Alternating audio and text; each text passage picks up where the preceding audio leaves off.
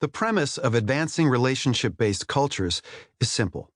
Given that relationships permeate every atom of healthcare, it follows quite naturally that everything in healthcare will work better when relationships are healthy. Medical miracles, alleviated suffering, and enhanced comfort all take place between human beings. They take place when human beings who are suffering enter the sphere of a group of human beings who are as committed to caring for them as whole, complex people as they are committed to applying their technical skill and knowledge to the healing of their physical ailments. All of the technical aspects of healthcare occur in the context of human relationships, which means that all of the technical tasks underlying the provision of care work better when we tend to relationships.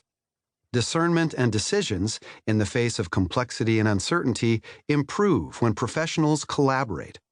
Just as jets crash when cockpit teams lack the interpersonal trust to speak up, patients die when healthcare team members don't feel the psychological safety and interpersonal trust to speak up. The inseparability of tasks and processes from people begins to answer the question of why we chose the term relationship-based culture.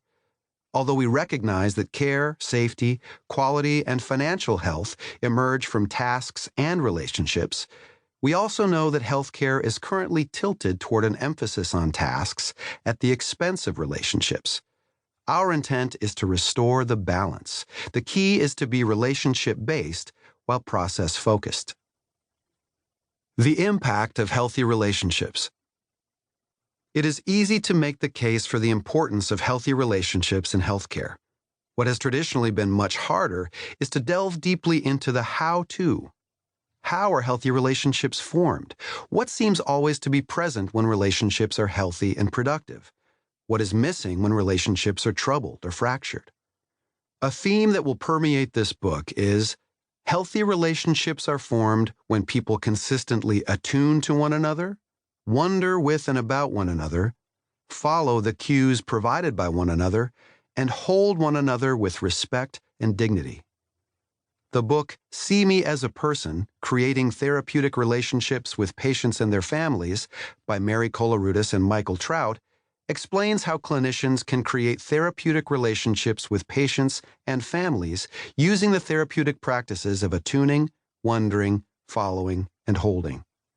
Advancing relationship-based cultures is, in part, about the application of those same practices to all relationships at all levels and in all disciplines in order to improve every relationship in an organization. Note also that we use the term advancing rather than creating in the title of this book.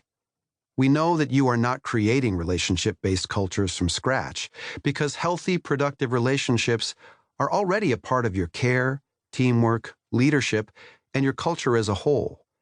In fact, we are certain that they are part of it because the 4 therapeutic practices, which we will refer to as relational practices when used outside of the therapeutic relationship, were discovered through an analysis of healthy relationships in healthcare settings.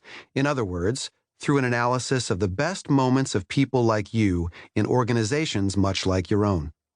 You and everyone in your organization attune, wonder, follow, and hold in your best moments. One of the aims of this book is to help make the 4 relational practices the norm for each person in your organization.